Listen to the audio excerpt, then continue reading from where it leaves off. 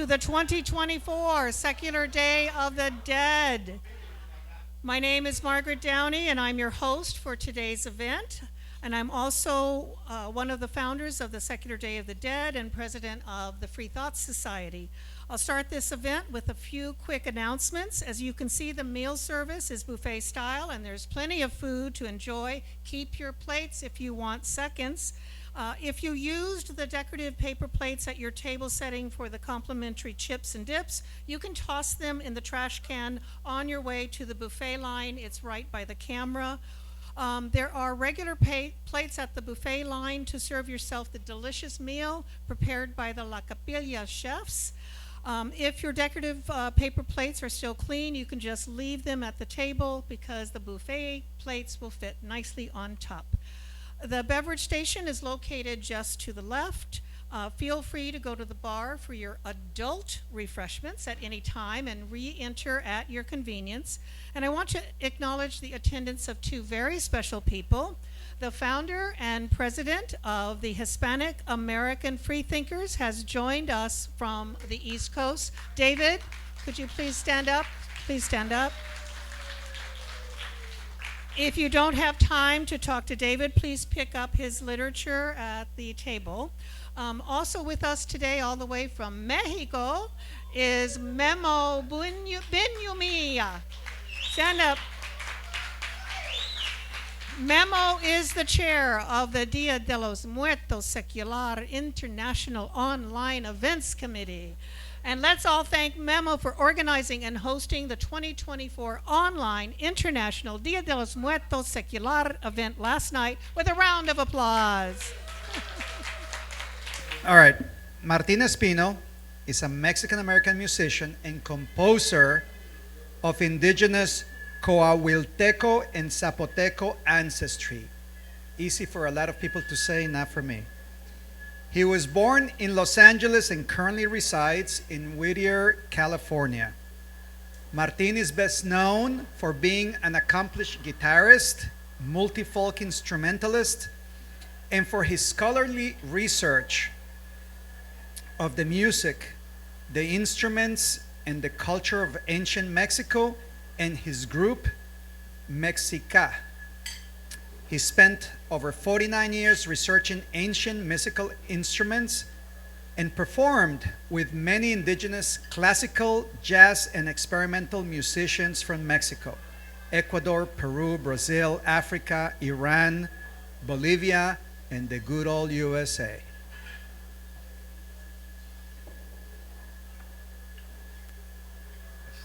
Hello? Yeah.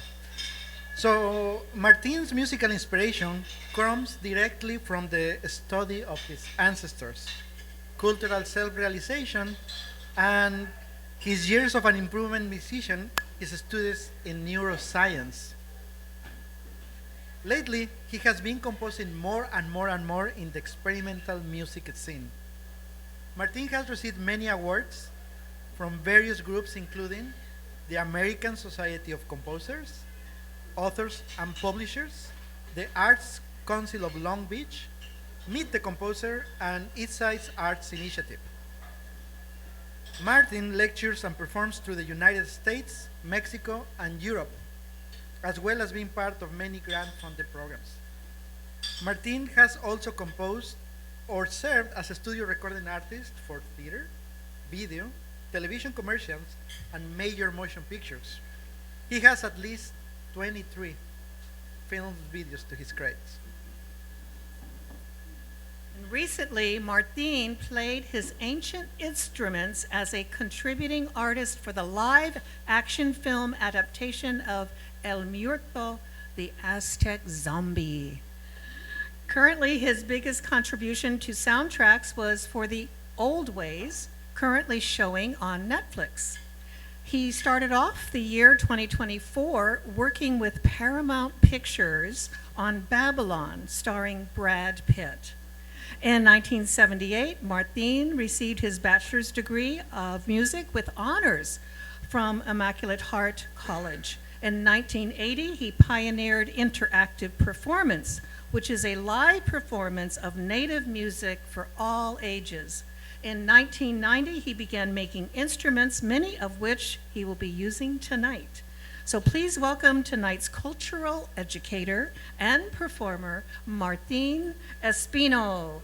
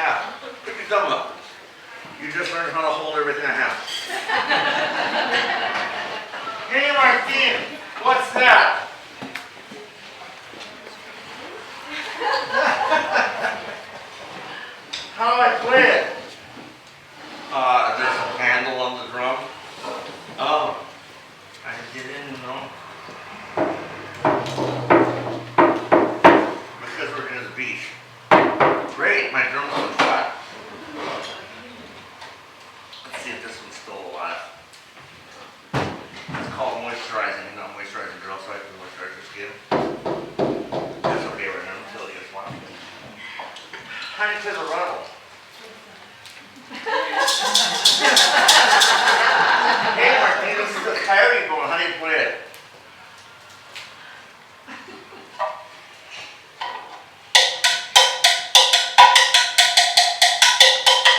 Sounds so good. Why bury it? Hey, it's a big drum, man.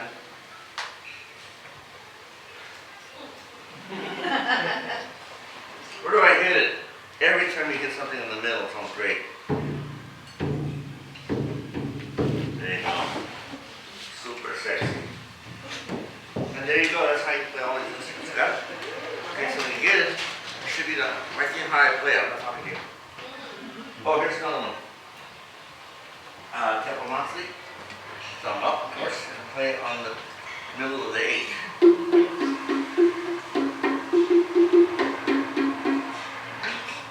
So, how about you say we begin with something really beautiful? I have a shaman's chant. The song comes from the years of 1800 to 1890 by Carl Lombo, who's a Swedish ethnographer. And he wrote a wonderful book if you want to know what was happening in Mexico during the 1800s. Pretty powerful. It's called México Desconocido, or Unknown Mexico. By Carl. Forget Carl Lumholtz, but if you remember it, Carl Lumholtz, a Swedish cat. And he visited all the native people around, and he wrote down all kinds of stuff. And there's some sad stuff. He goes, I heard that they did this kind of thing with herbs, and when I got to the town, I discovered that they had already stopped doing it. Because the Spanish invading things really messed things up. They intervened in everything of our lives, and we got fear about doing our own practices, and we stopped doing it. Just like if you have any kids that are going like, we don't make tamales. Why? Because grandma died. If grandma should have shown you how to do it, or you should have gone, grandma, can you show me how to do it? If you don't know how to do it, then learn how to do it. It's not part of it. To me, it gets really personal about it. It's not like it's something that we do as Mexicans or whatever Central Americans. But if this kind of food is native to our people, it's part of us. It's who we are. Who I am. I eat corn. I eat chili. I eat avocados. I eat those native things, and I want to know how you make it. And I want my grandma to show me. So when somebody says they're going to show us, they go, no, you didn't ask her. And they say also that a lot of kids don't want to do it. But ni modo, grandma says, say, sit down, sit your butt down, and show you how to make tamales. It takes 2 seconds, So, with this one, I want to begin with a beautiful song from Durango, where my dad's from.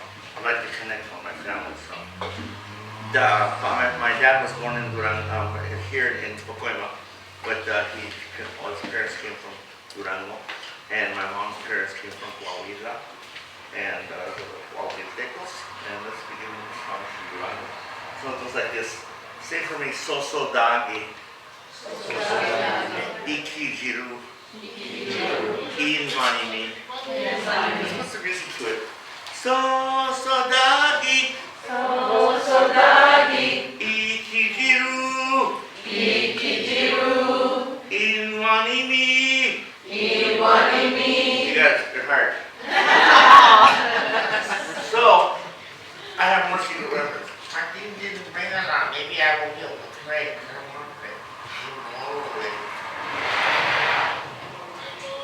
Uh-oh. Sorry. Wrong mystery door.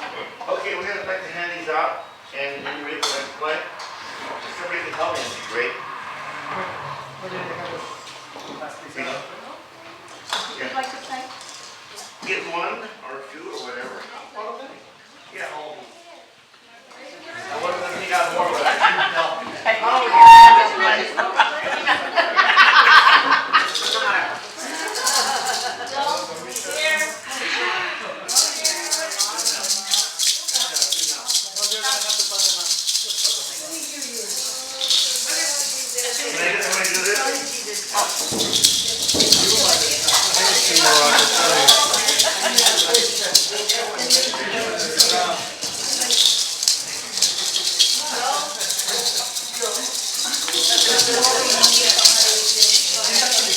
need another master of tongue.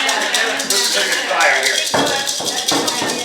Oh, young man. There you go.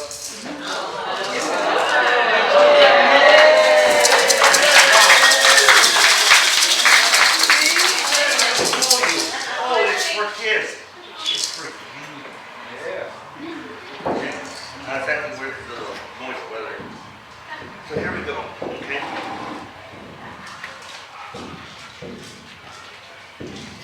Ready?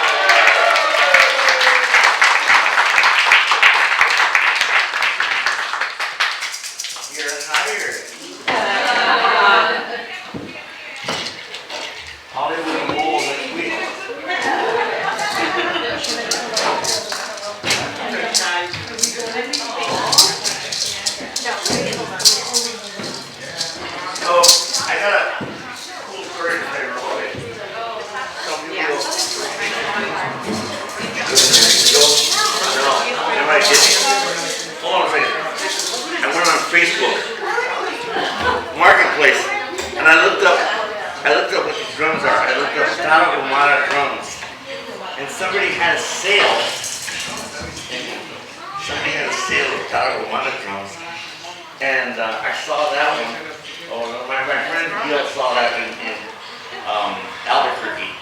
Some lady over there, what they do is they buy native art, they put it in their house, and then they don't value it. And then they go, I'm tired of it, let me put something else. So the lady had this drum on her wall for like 20 years, didn't do nothing with it. I got it for $30.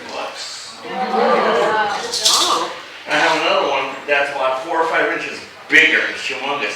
It was over in Yorba Linda, Indonesia. I have a job cleaning garages, and my husband and I opened the door, and there was this drum there. How much did you sell it for me, huh? $60. Giant double water drum, $60. So you can find these. You can find them on eBay for $1,500. But why be a pendejo and do that? Yeah. So just look at Tarahumara, Tarahumara.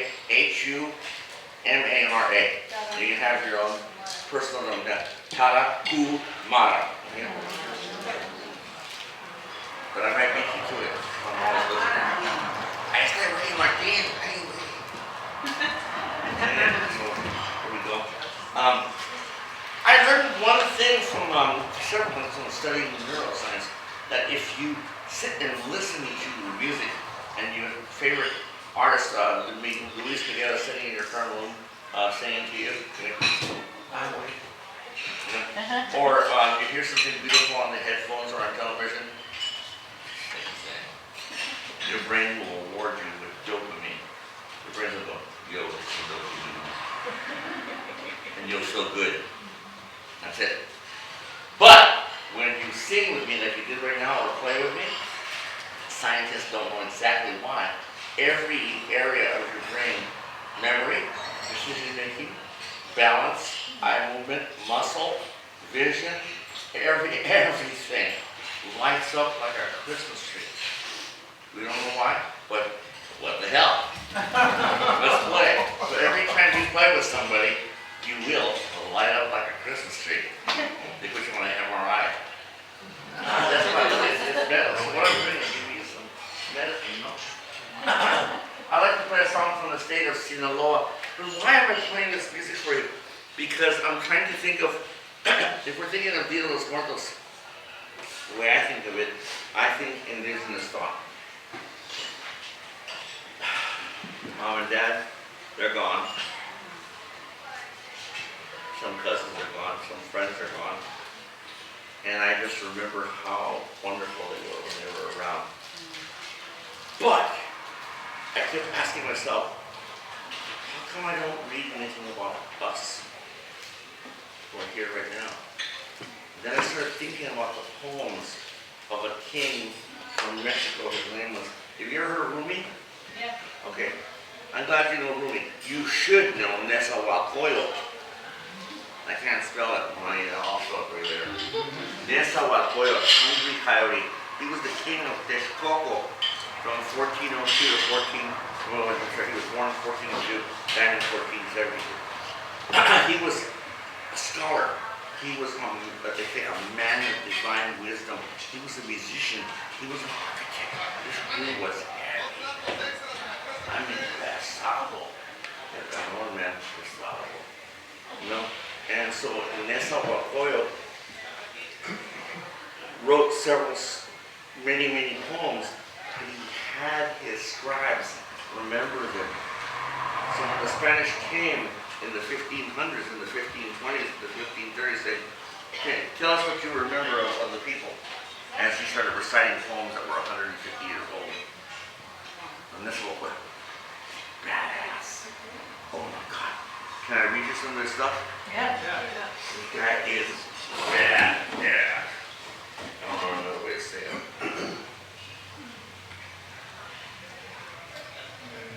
Let me put something cosmic on.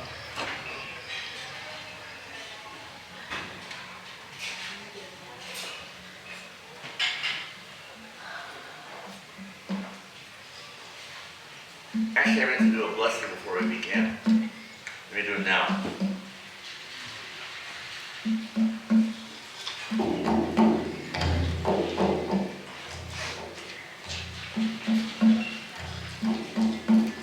And this is to ask the four directions for the shape of the universe, for the Creator, whatever you want to believe in, however you want to believe in, for permission to do an event for you, for me to bring what good vibes I feel inside me and give them to you. Tlasutamati Ninquesal Tonali. Thank you for this beautiful evening. Tlasutamati Ninquesal Masewali. Thank you for these beautiful people. Ashkan Tikma Miskia Naukampa. And now I acknowledge the four directions. Tlahuizcampa, the region of the east. Put your hands over that way. Send all your beautiful energy that way. It's okay to raise your hands. You won't die. Send all your love and beautiful energy. The region of the east, the region of the men. Go this way to the west. Cihuatlampa, the region of the west, the region of the women. And all the way to the south, down that way. Mixtlampa, the region of the children. And all the way to the north, Mixtlampa, region of the elders. Intopal, lo que está arriba de nosotros, what is above us.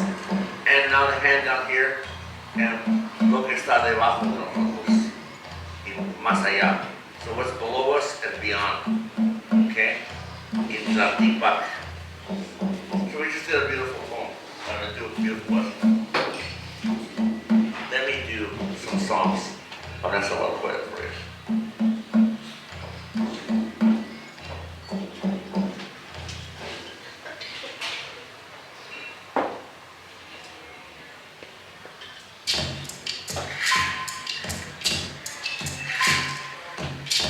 Why am I reading this stuff to you? Because I learned one thing. He's got messages in here that are stinking powerful for our lives right now. Forget the mic. Estoy embriagado. Lloro. Me aflijo. Pienso. Digo. En mi interior lo encuentro. Si nunca muriera, si nunca desapareciera, allá donde no hay muerte, allá donde la muerte está conquistada, que allá vaya yo. Si nunca muriera, si nunca desapareciera.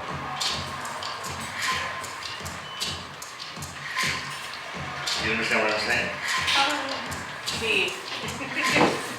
I am sad, I cry, and I feel sick, and I think, and I say, and I find in my interior that I know I will never die. This is towards the end of his life. That I will never disappear. Over there where death is overcome, over there where it's conquered, I want to go there. If I would never die. If I could never disappear. Isn't that powerful? Because he's realizing, he knows he's not going to be here. He can't stay.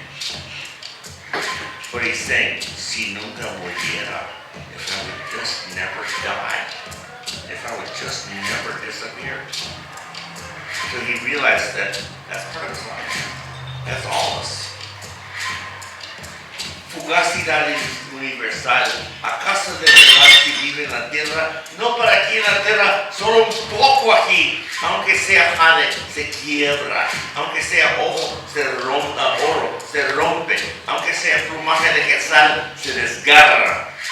No para aquí en la tierra, solo un poco aquí. Perhaps this one really live here on earth. Not for a while. Not for always on earth. We're only here for a little while because it may be made of jade, but it will fall apart. Although it's made of gold, it will break. Although it's made of the feathers of the quetzal bird, it will tear. Nothing can remain on earth. We're only here for a little while. That guy was heavy. Quishopnelli, Nemofa, Intlantipac. Ihuiopaye, Anno Chipatlantipac, Sanachica Yenica. Del Cachachebi, no Shamani, no Teo Pitlat Nintlapani. I think his poetry is beautiful. It's one towards the end of his life. Dar un rumbo al corazón. Give your heart a path. ¿Qué era lo que acaso su mente hallaba? ¿Dónde andaba tu corazón? Por esto das tu corazón a cualquier cosa. rumbo lo llevas, vas destruyendo tu corazón. Sobre la tierra, ¿acaso puedes ir en pos de algo? So in English he says, what was that your mind was thinking about? Where did your heart wander off to? Because of this, you give your heart to everything. Without a past, you carry your heart. You destroy your heart. Over this earth, is there anything that we can do?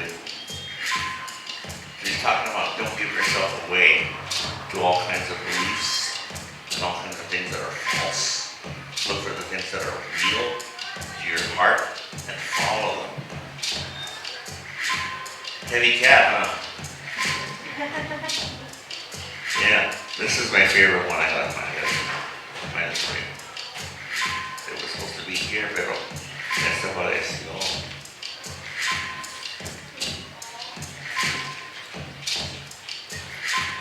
Never mind, we find it.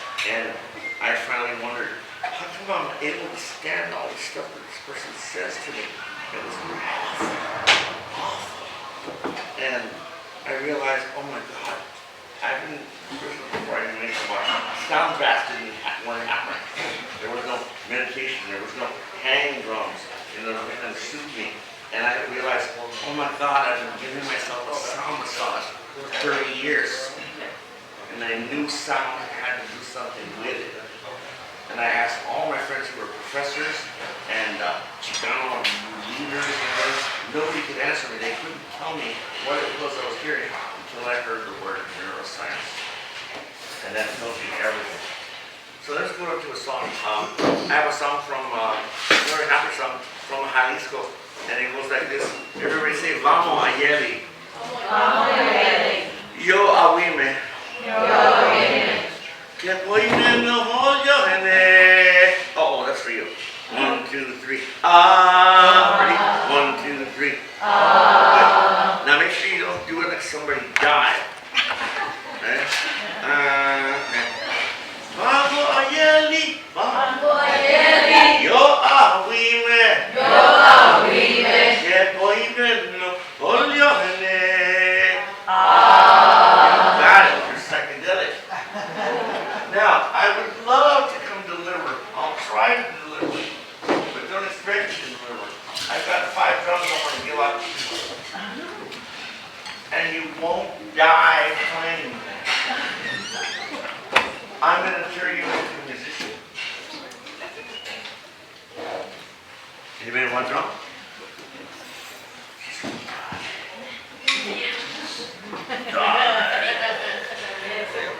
There you go. You guys want drum? There you go. And I also have some real big ones back over here. 1, 2. Guys, come over and get them. Sticks on. Watch your back. Okay. Get it. Okay. Need one more? Okay, anybody else? Okay. Pass that over to her. And a stick. Anybody else?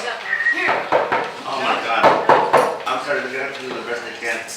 The weather here is so delightful. No, it's a wrap.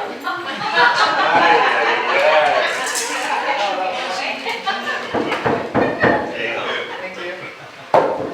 Okay. Now, I want to head out some other stuff. Let's see what we have. We have a lot of this is the drums, right? I want to hand out a couple of monthlies. These guys, look at these. Hold them like that. Maybe hold the brother. Right? Okay. Who wants to try one of these? She does. Okay, come over and get it. Go for it. I thought Martín was going to serve me.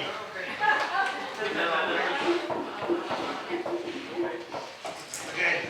¿Quién más quiere? Okay, digo chula. Ahí está mi muerta. Okay, ¿quién más quiere? Okay. Which thumb, right or left? It doesn't matter.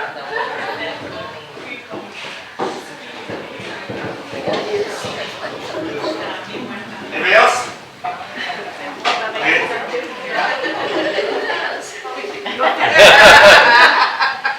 Can somebody pass this over to my homie?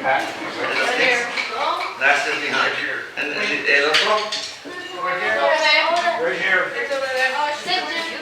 you go. See, this place is not made to pass things out.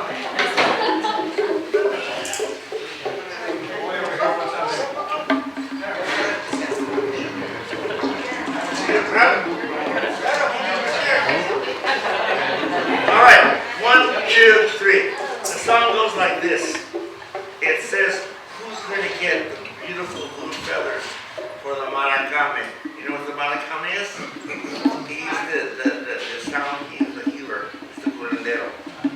And había curanderas también, right? Yeah. So, Vamos a Yeli! Vamos a Yeli. Yo awime! Yo awime. Que voy no hoyo en el.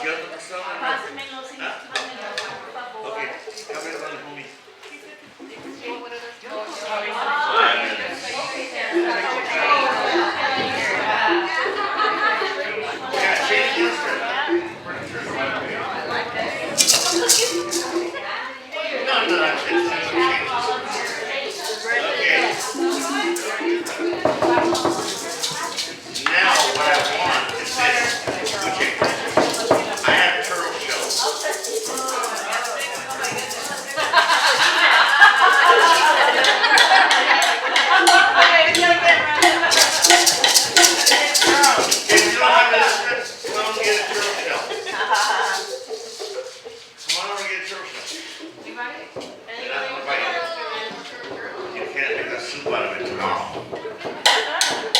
Tomorrow we need to eat. Come on over, Grandma.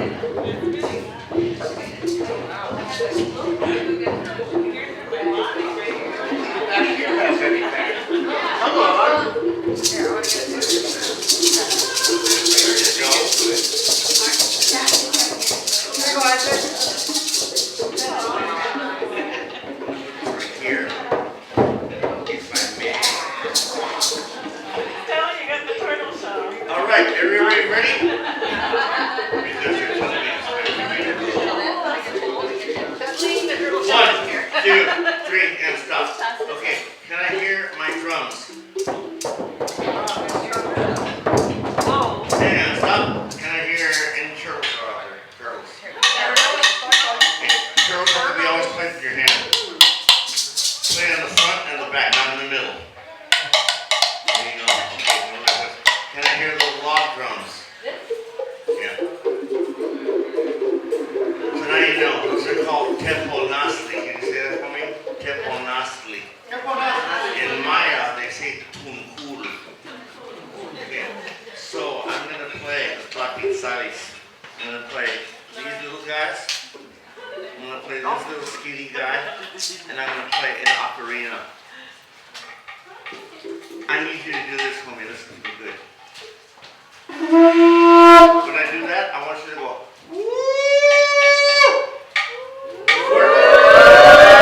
Good. Also the rest.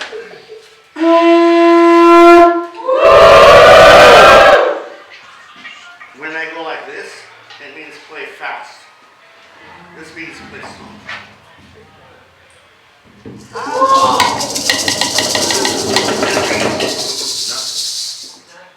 And Dad walks in the rules. Let me teach you the words. Konesh, konesh. Palishin. Shikubin, shikubin. Yokolkin. I know you might have a drumstick in your hand, but my mom always said it was rude to point at somebody. But I want you to point so you can understand the meaning of the song. Everybody, say konesh, konesh. What did I say?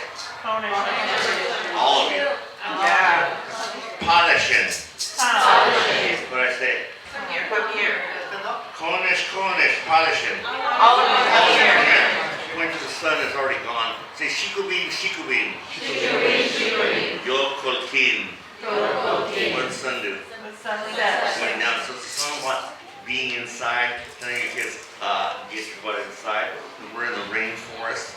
My mom, I want to play, no, you don't play outside. She went jaguars, mountain lions, all kinds of wonderful things that will eat your kids.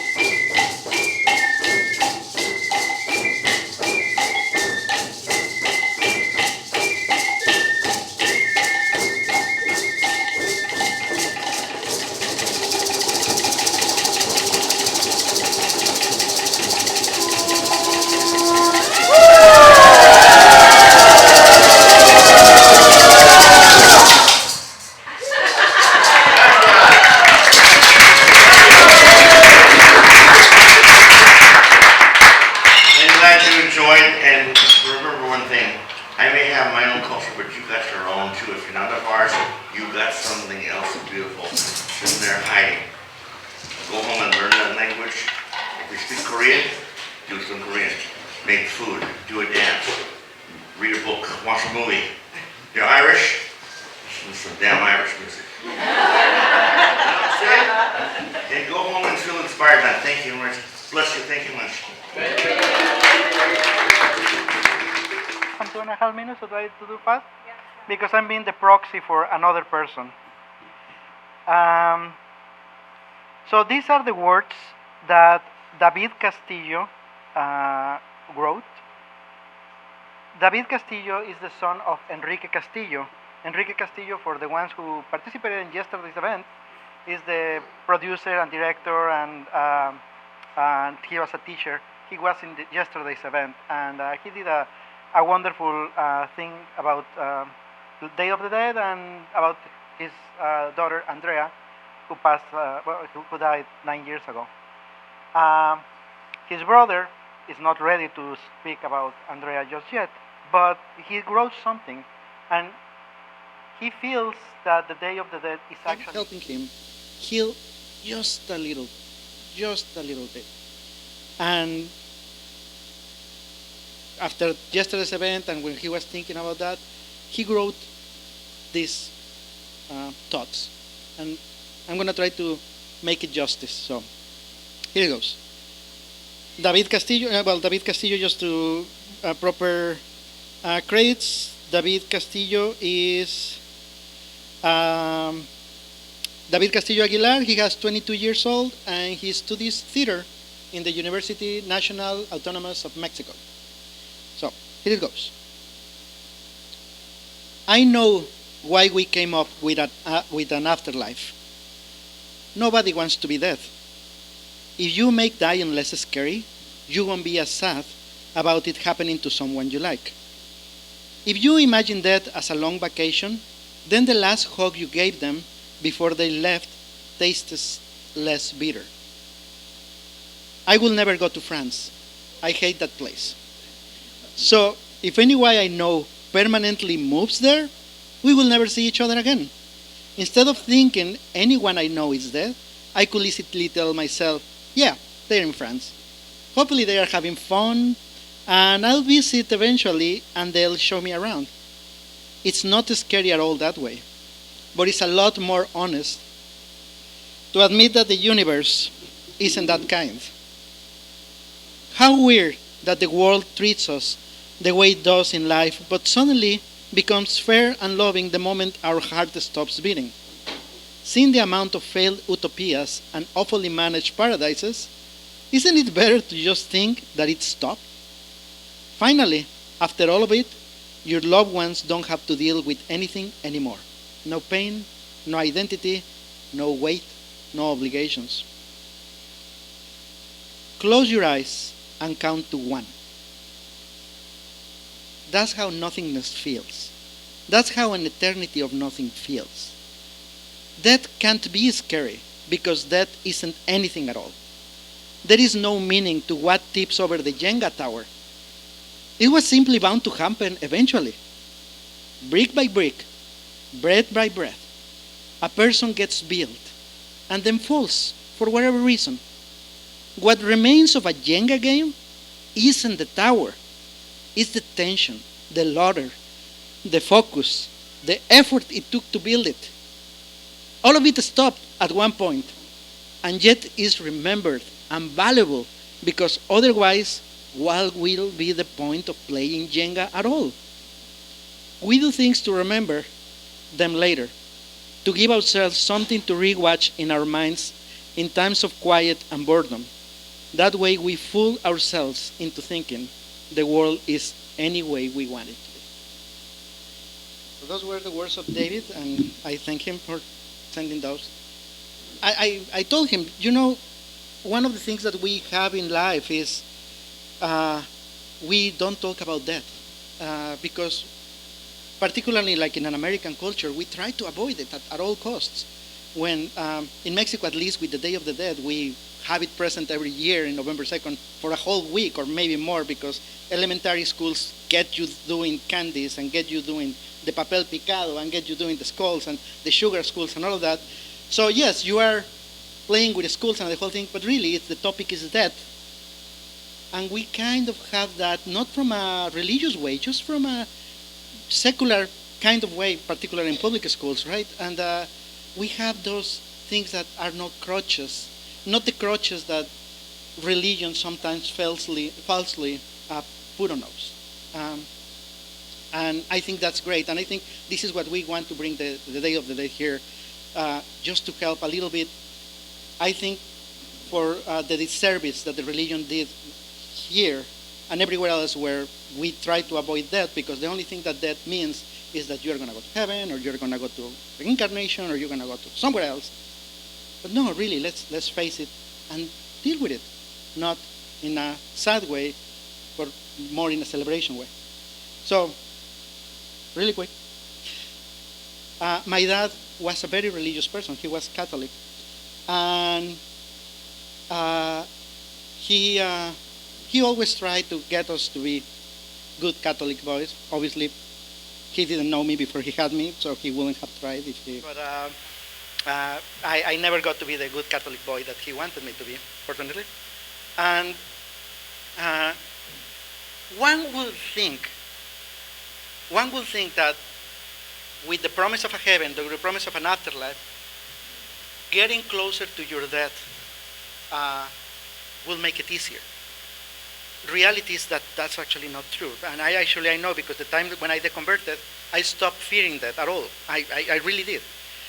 My dad, the more he got closer to the time that he was going to die, the more scared he was. He was terrified of death. I'm not making justice. The words were really, it was a panic. And you can see why some people, even religious people, cling to that life even for the last second. So 2 weeks before he died, he was in a decline. So it was going to happen. 2 weeks before he died, he actually died. He actually went into a near-death experience. It was so close that we thought that it was it. It was not. It was 2 weeks more. But he was that moment. And then he came back. And then when he was kind of okay, he was lucid enough to talk and to say actually the experience that he had. And I'm going to try to quote him the way that he said it. He said, "Gordo," that's how he called me. Gordo is fatty. That's how he called me. Let's not dwell on that. Gordo, this is what really happens. Everything just went dark, except like a little light in the center. And it was warm. It was not cold at all. Death is not cold at all. It's warm. It's peaceful. I felt the presence of my mom. I felt the presence of my grandma. But it was just the way that things were supposed to be. It was just like that. So everything restarted in his brain at that moment. But he said, "You know what? If death is like that, then it's okay." The 2 last weeks of his life, I know he didn't fear death because he had tasted it. And I think he was way more peaceful when the moment finally came. When he finally heard, fortune had it that he died on the day of his birthday, the most special day of the year for him.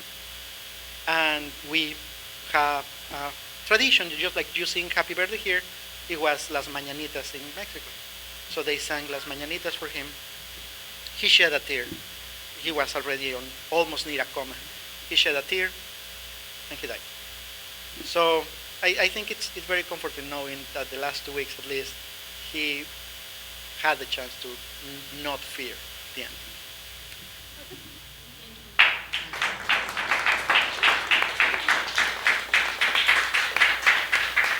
Very nice words, thank you. Valerie Stanford, are you here? All right, Valerie, did you want to speak? Yeah, come on up.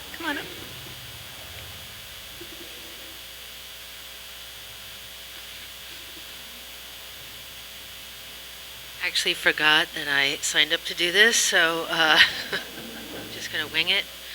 I brought an ornament with my parents when they were young in it, and I brought it because this is the time of year that I think about them the most. I think when you're a kid, you just take everything your parents give you and you don't realize what they're doing at the time, and so they passed before I really grew up and was able to say thank you.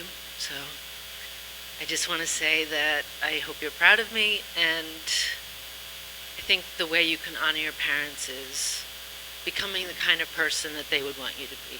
So thank you. Well, if that was winging it, you did a great job. Abby, are you ready? I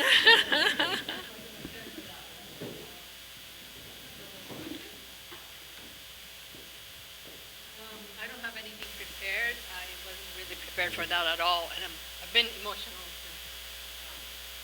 Where did he go? Yeah, there you go. You made me cry. I'm honoring my dad. He died 34 years ago, December 3rd, and you would think I would get over it. I haven't.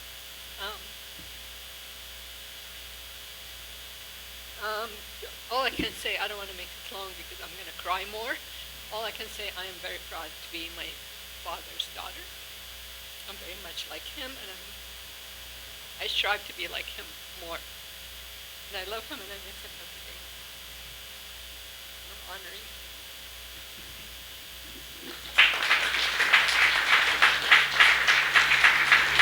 Thank you, Abby. Very sincerely said. Maria? Rua? Oh, she already went. Okay, I'm sorry. I didn't cross your name off. Christine Magallanes Jones. Ay, ay, ay. Mi nombre, I've known her for so long and she still can't pronounce my name. But I'm here not to honor one particular person, but I want to think about people who have risked their lives and given up much to come to countries that they thought could hold a better future for them. So I'm here to honor refugees and asylum seekers who've given up everything to make a better life for themselves.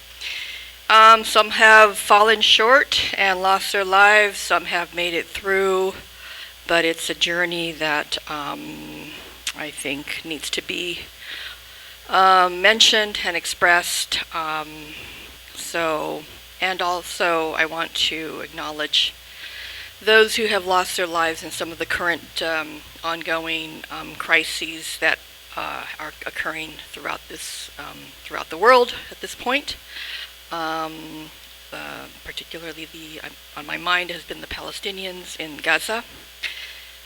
So that's who I would like to honor tonight. So, thank you. That's it. Thank you.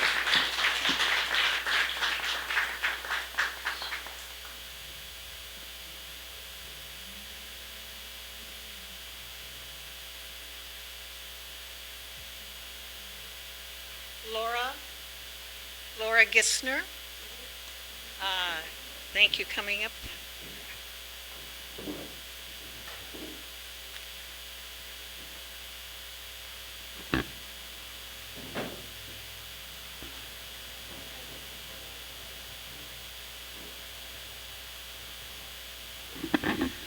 Good evening, everyone. I'm here to honor the love of my life, my dog Lucky. He came into my life unexpectedly. I was afraid, when I first got him, I was that person afraid of dogs. I was afraid of him coming near me. But I rescued him, and in return, he rescued me too. And changed my life forever. Never thought I'd be so in love with a dog. But he brought so much good into my life, and he made me a better person. And because of him, I learned what love was. And I miss him very much. Every single day. He passed away a little bit over 2 years ago. And even a year from now, I couldn't even talk about it. But now I can, and I can actually talk about him, with a big old smile and happy. And yeah, that's lucky right there. He was 17 years and 6 months. Yeah, so, yeah, I just tell everybody he's the love of my life, and I know I won't ever love anybody or anything the same way. He made that big of an impact in me, and thanks to him, he rescued me, and I know he entered into my life for a reason. Thank you, everyone.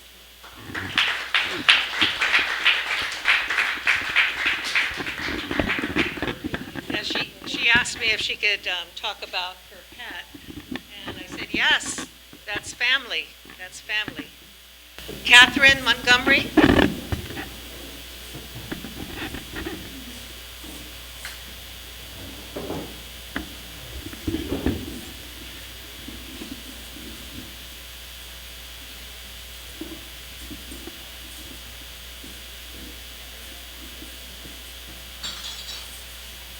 Hello. My name is Catherine Montgomery. I'm here to just talk to you about my mom. Can you hear me better? Can you hear me? Better? Hello? Better? Okay, sorry. So I'm here to honor 4 people, actually. It sounds like a lot, but it's going to be very quick. So the first 2 are my mom and my dad that you see in the picture there. I'll tell you a little bit about them. My father was from Peoria, Illinois, and he moved to California when he was in his mid-20s, seeking a better opportunity and better career options. Then my mom was from Sioux City, Iowa, and she moved to California when she was 18 years old. They both met at St. Anthony's Church, where they joined a singles group. They went out as a group, and they got to know each other and fell in love. My father was an amazing man. He was a man ahead of his time. He always encouraged me as his only daughter. I had 2 older brothers, that I could do anything that I put my mind to. He never limited me. He never said, you're a girl, you can't do that. I remember growing up, it's just some really sweet stories about when my parents bought their house that I grew up in. It was only a 2-bedroom, 1-bath. They paid $17,500 for it, and their monthly payment was $75 a month, and they didn't know how they were going to afford it. They knew they needed a bigger house because there's 3 kids, and my mom and dad.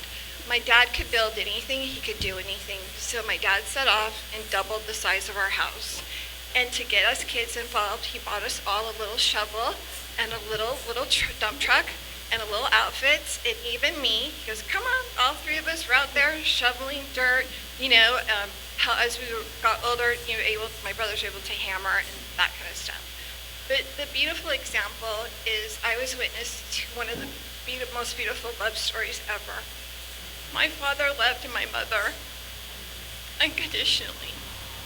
I have never seen a man ever be so kind and understanding to a woman. He would respect my mom. He loved my mom. He encouraged my mom. He encouraged us. He told us that we could be anything that we wanted to be, and he stood by us. He was at every practice, every game.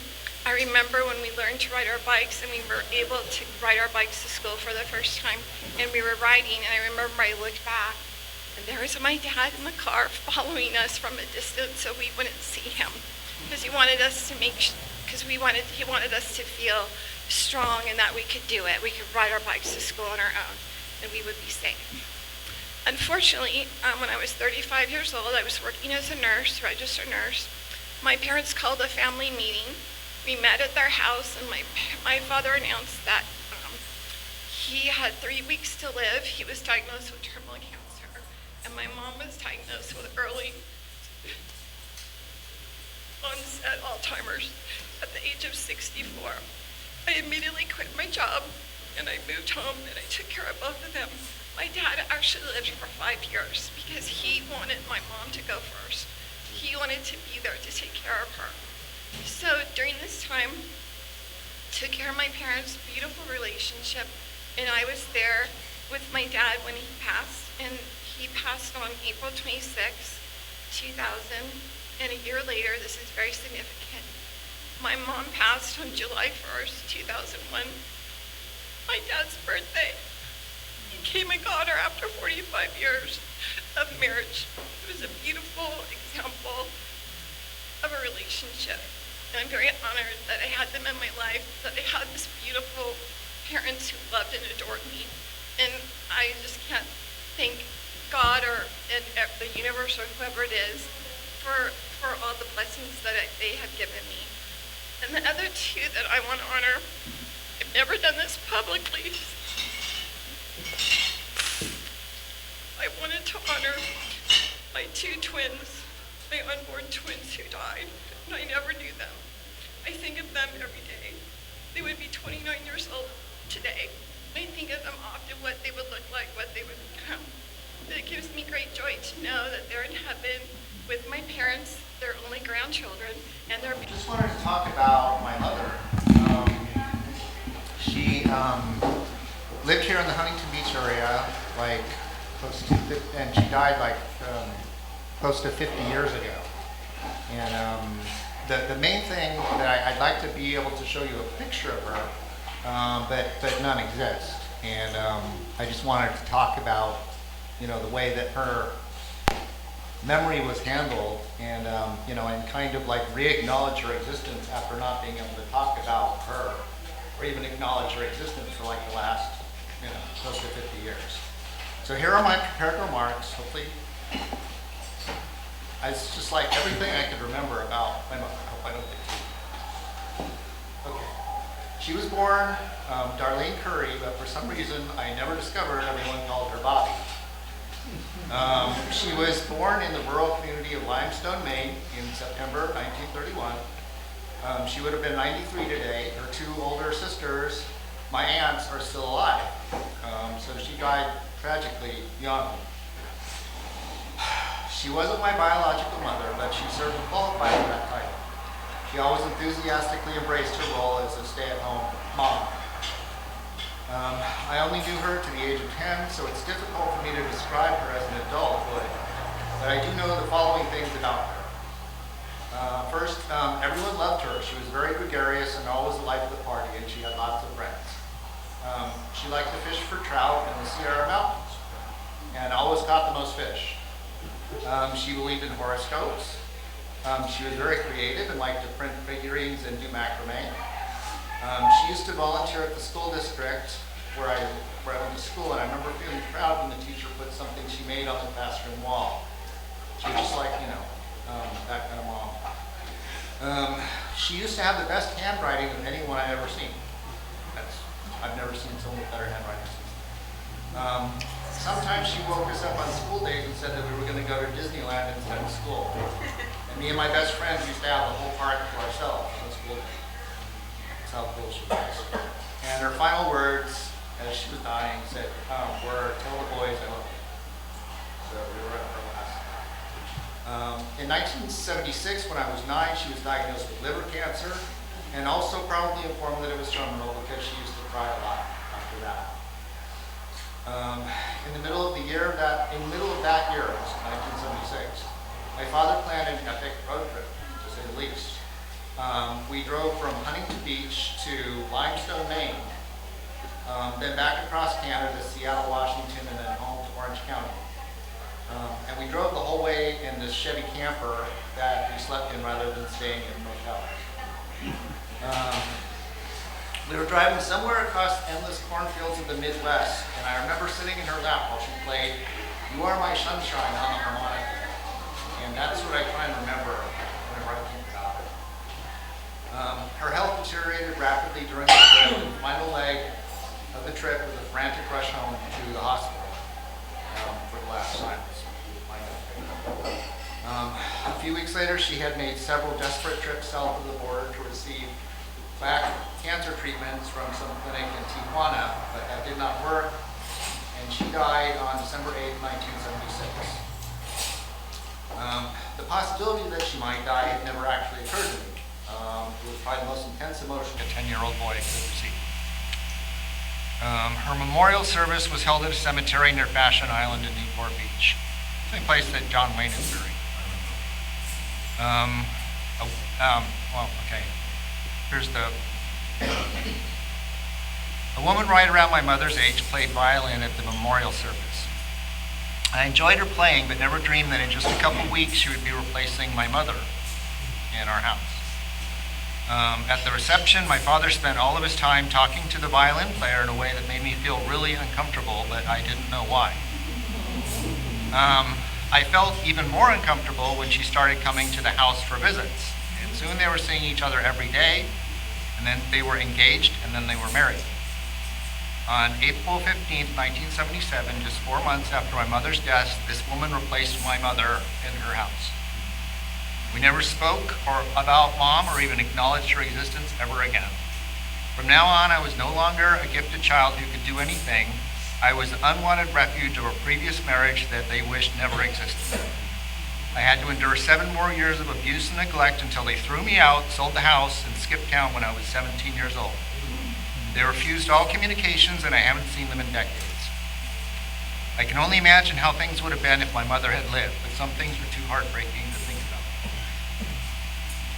I just want to use this occasion to re-acknowledge my mother's existence and inform the world in the place that she lived, Huntington Beach, and where she died, what a terrific human being she was, and that she did not deserve to be forgotten. May my mom, Darlene Curry, rest in peace.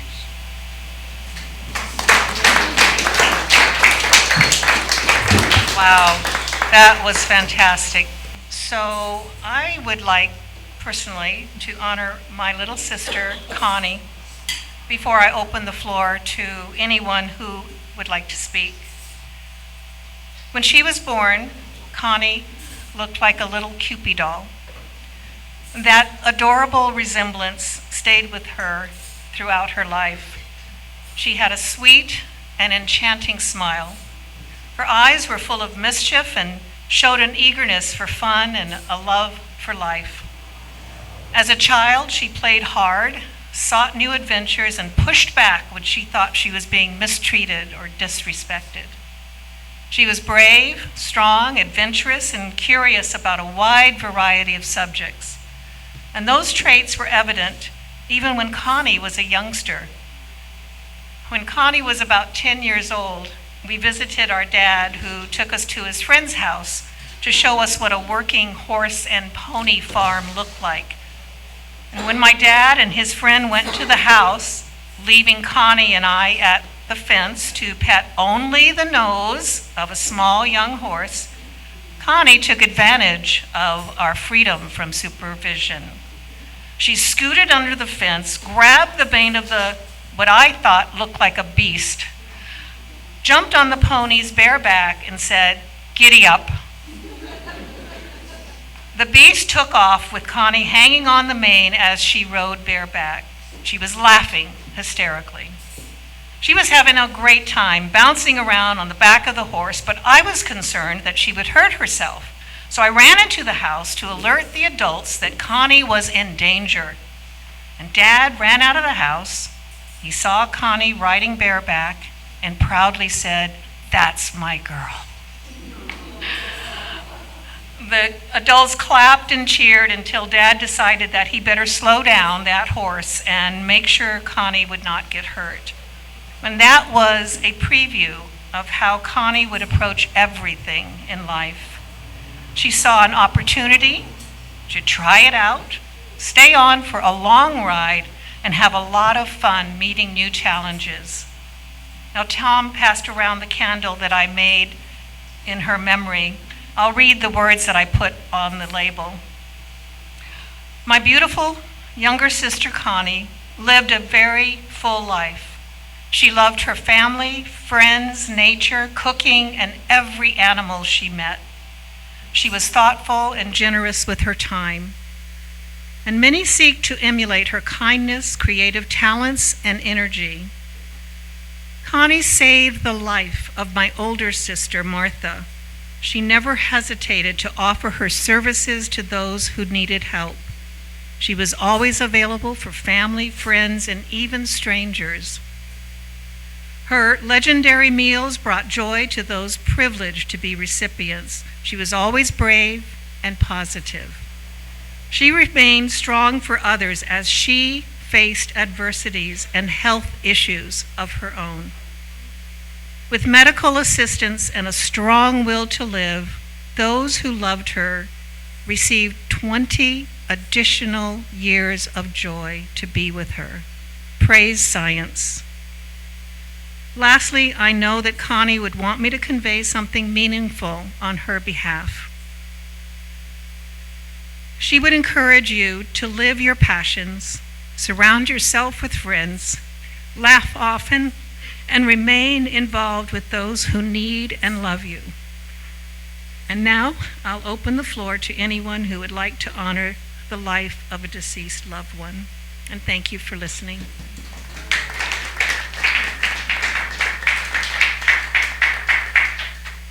Hi, my name is Joa, and yesterday I presented a short film for the online event. It was about the Mictlan and how the main character, Naran, went to the Mictlan to look for her loved one, Nenette, to try to get her back. But in reality, he was getting over her death. While I wrote this story, I remember my grandmother, who passed away when I was 12 years old, and who I loved dearly. And she was like a mother to me as well. And I wrote the script a few months ago for this event, and I only could think about her and how I had lost her so young and how much I love her. And I always remember how my first drawing that I did as a child was for her and my grandfather. And so now I can say that everything that I will do as an artist will be for her. Every piece of art or short film or movie is for her because I love her and I miss her every day, and I think of her as much as I did a tattoo of her on my thigh. And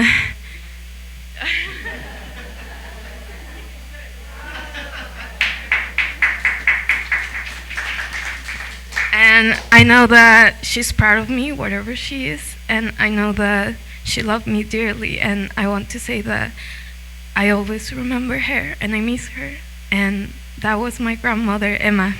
Thank you.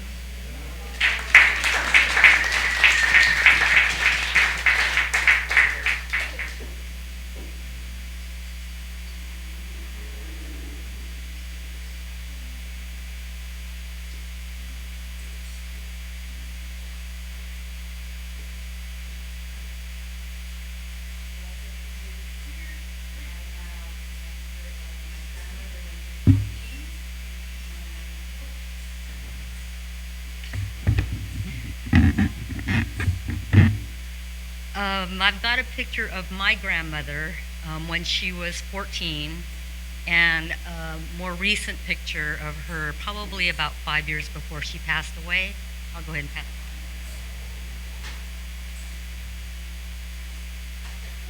it on. Similar to the Mexican culture, Filipinos, I'm Filipino by the way, Filipinos also celebrate Dia de los Muertos, but we call it All Saints Day. And recently I saw a Facebook post of my father's first cousin sweeping and cleaning the tombstones of my relatives, which included my grandmother. And my grandmother actually passed away about 18 years ago, this coming January. She was almost 97. Her birthday's in December. But she was a very, very strong woman, and I truly, truly believe a lot of my strength within me came from her. And she had a very, very rough life growing up in the Philippines, and I think, again, because of what she went through, the trials and tribulations of her life when she was young growing up, when she was married, going through World War II. It was really, really a rough time for her and my father and his two siblings. Again, strong woman. I truly believe that's where a lot of my strength comes from. She lived in Seattle when she passed away, and she was, I visited her often because I wanted to know as much about her as possible. I interviewed her with one of those huge camcorders, and I had to try to get as much from her as I could because it was important for me to understand her history, because I knew that that's where, it was passed down to me. What I wanted to read is a post that my older brother, he's only a year older than me, posted about my grandmother, so it gives you an idea of who she was. Her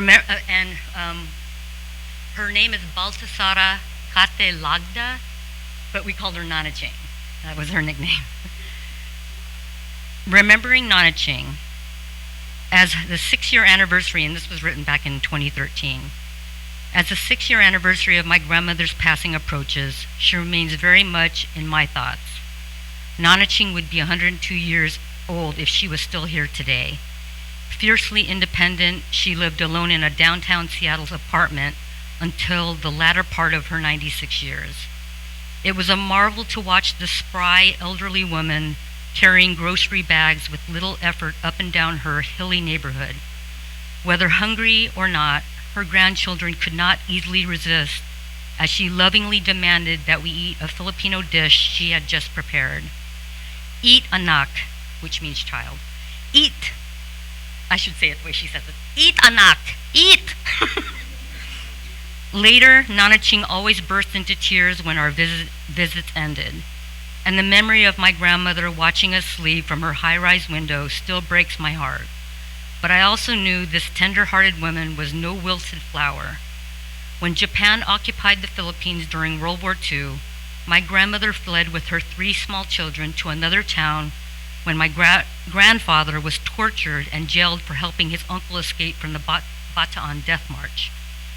Nana Ching rarely spoke of this period, but her few stories revolved around the daily struggle to find food and stay alive during the brutal occupation.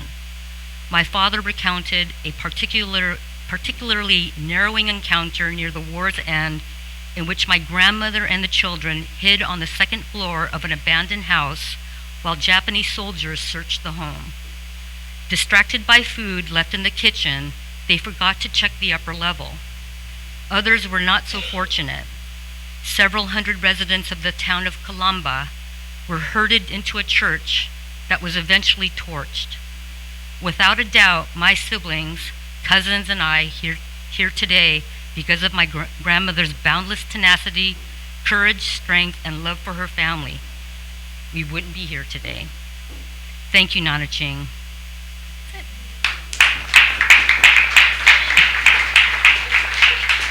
That was great. And a good history lesson, too. Anyone else? Please come up. We have about 10 minutes. Not this.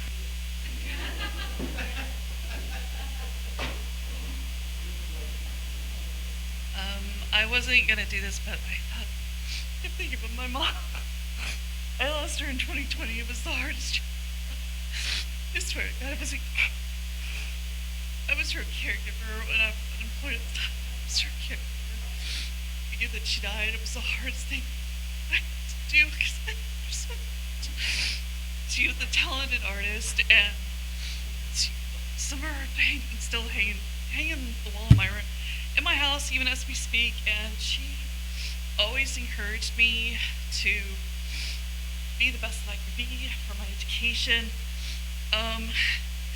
She fought for my education too because I had learning disabilities when I was younger, and she fought for me to get the help that I needed to succeed for school and be successful and be a college grad. And she just was, and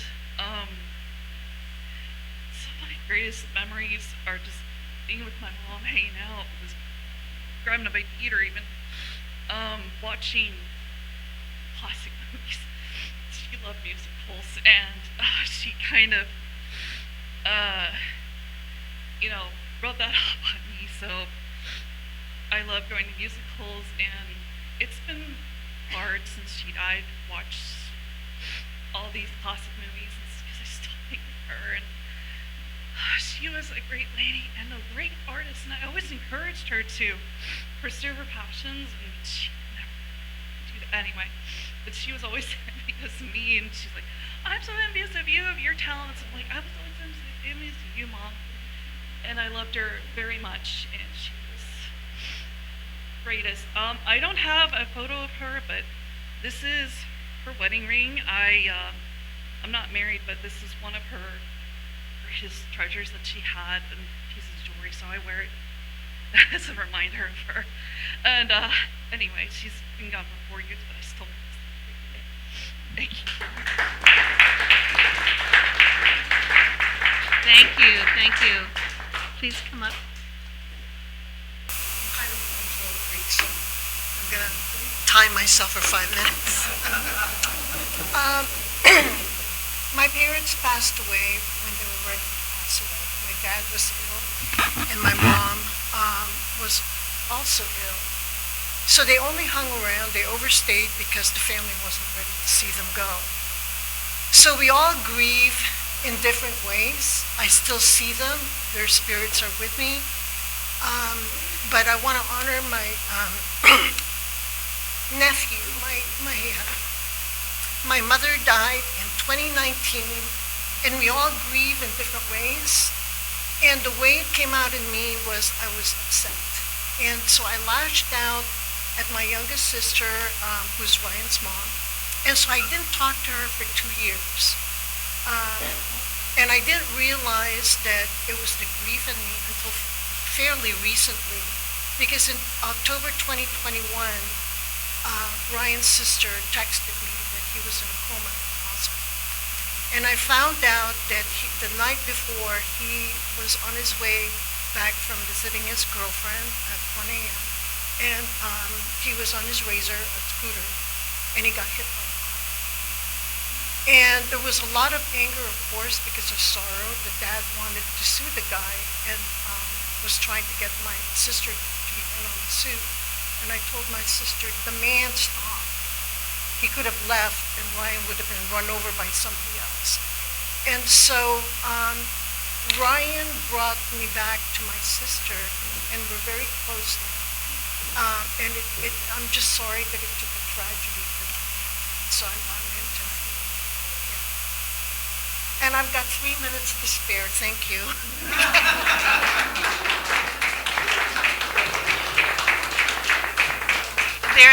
I love stories that have a moral message, Is there someone else? Please.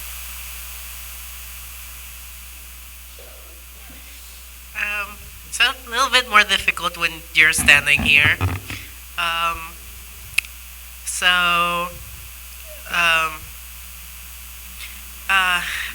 I'm dedicating today to two very special people to me. First, is a woman who helped me discover myself, helped me learn to be me. My girlfriend, Brittany Julia Osanamichu. I lost her in 2020 due to heart disease. We spent a lot of time together, and during the entire grieving process, I was always hurting over what ifs, over what if I had done stuff differently. But I'm learning to appreciate what happened, and I'm learning to appreciate it with another partner I recently lost due to depression. The 3rd of October. She stood up for me like nobody else. She was a big light in my life. I'm gonna miss her a lot, but the fact that she was there is something that brings me so much warmth. So, yeah, dedicate this to both of them.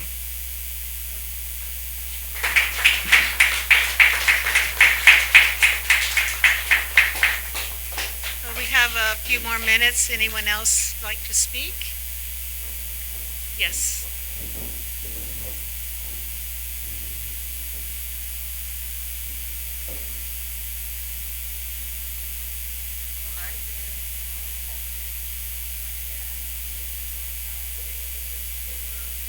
A year ago, and he was an amazing man. He was, loyal and loved his family hard. He supported my mom and us 4 kids so she could stay home with us, and he was the most generous and kind man. He was always willing to help anyone who was in need, probably more than my mom would have liked. But he was the biggest cheerleader. The joke in the family was I was the favorite because I was the baby. But I was lucky enough to get to spend more time with him than my siblings because I was the baby and he retired early. So I'm very grateful to have that time with him. He was such a good dad. He taught us all to be responsible and kind human beings, and I'm very grateful to him. And I consider myself to be very successful in life, and I think my dad had a big part in that, like someone else mentioned. He really instilled some great qualities in all of us, my siblings, and I'm just... He lived to be 89, so he had a long life. It was hard to lose him, but he's in a better place, and I miss him, and I think of him every day, but I'm grateful for the time that I had with him.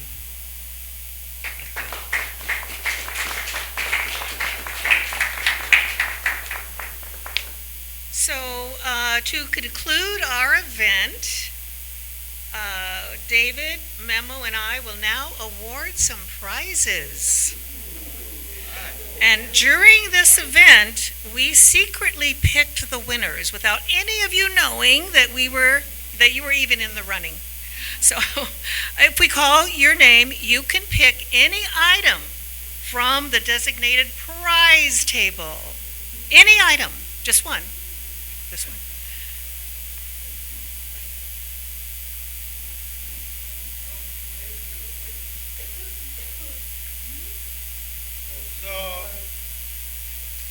Sorry? Oh.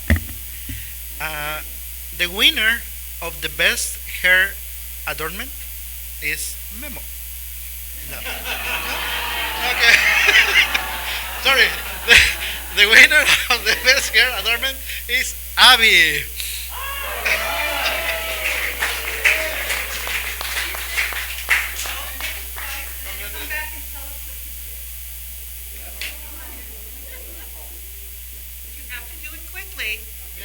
Don't look at price tags.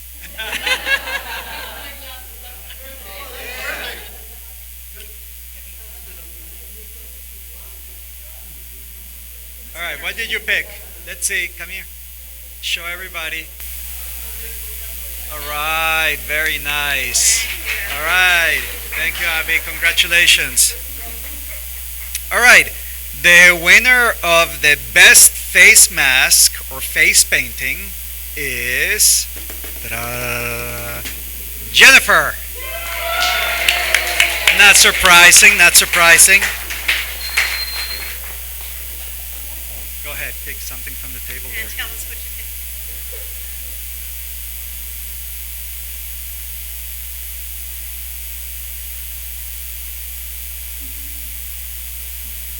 Choices, choices, choices.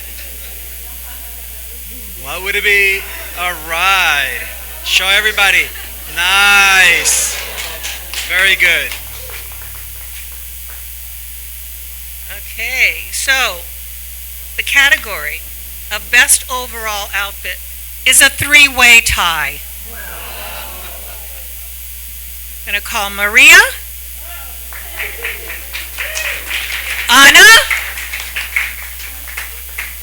Anna, and Christina. I mean Frida.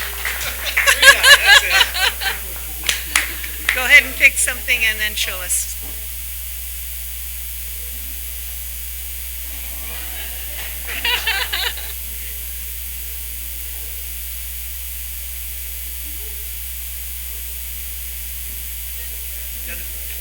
She's right behind you. Oh, wait a minute. You got to open the bag and show us what's in there. What's in there?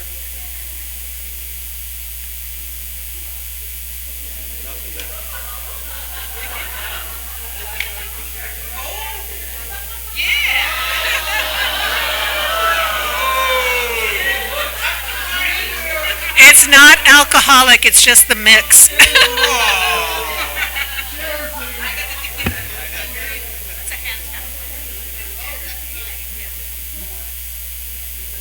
All right, quick picture.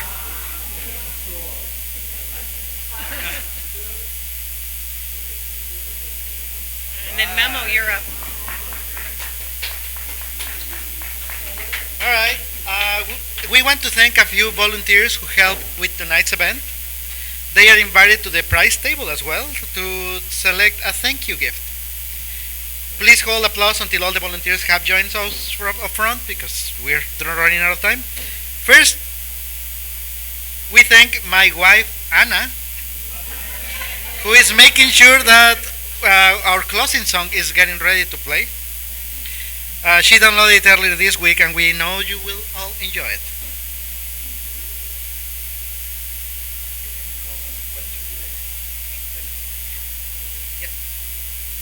All right, so I want to thank, first of all of you for being here today and coming in and enjoying the company. And hopefully you met some new people and got to make some new friends. I also, next, I want to thank my other half, Hypatia Alexandria, who helped us check in some of you when you came in. And so, really thank everybody for being here today. Margaret? The volunteers, please stay up here after you pick your prize. So I too have family members to thank. Blair Archambault, my former son-in-law, helped the performers set up this beautiful designated area. So, oh, you're welcome. Pulling my hair. Okay, pick a prize. And I also want to thank my husband Tom, who So he transported items to the venue this morning, and he will be transporting them back to the house. Did you know that? So I appreciate the offer of a prize, but let's face it, I'm going home with you. Is there a better prize? Come on. Okay, well, next is the videographer, Bruce Gleason. If you can leave the camera for a few minutes, can you come up and claim your prize?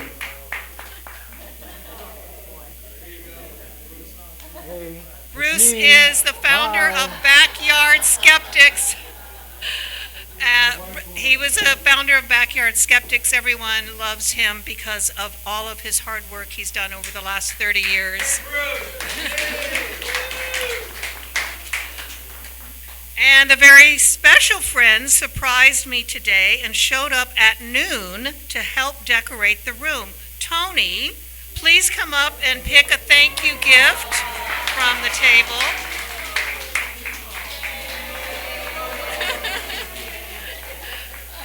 Tony is an actor and a realtor, but I also think he's a really great decorator. Thank you, Tony. Now, there's one more very, very special person I want to acknowledge. Yvonne, please stand up and come to the front to pick a prize. Without Yvonne's advertisement and promotional assistance, this event would not have been possible. She also arrived at noon to help me decorate. So Yvonne also put together the lovely music that we heard during the social hour and the dinner. So thank you, Yvonne. Pick a prize. And thank you for being a friend and a wonderful supporter.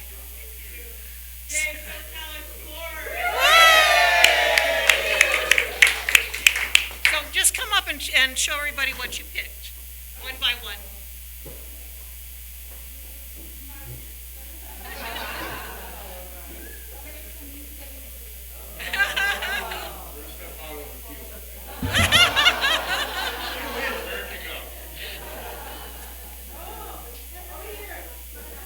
Oh, socks!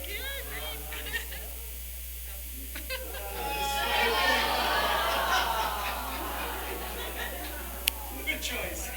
Good choice. Socks!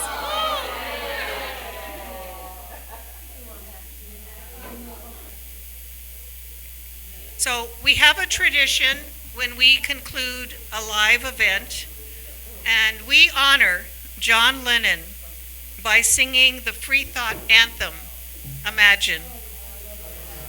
At the head of the table, a pile of the song lyrics is being passed around. So we're hoping everybody will get a copy, and if not, you can share with your neighbor. And then Bruce, you're at the camera to film our closing song, so we hope everybody will participate. And please don't forget to pick up the sponsors' literature on your way out when you leave. And when everyone has their song sheet, maybe what we can do is stand up. And that way we can remember and honor the legacy of John Lennon and his advocating of peace and love.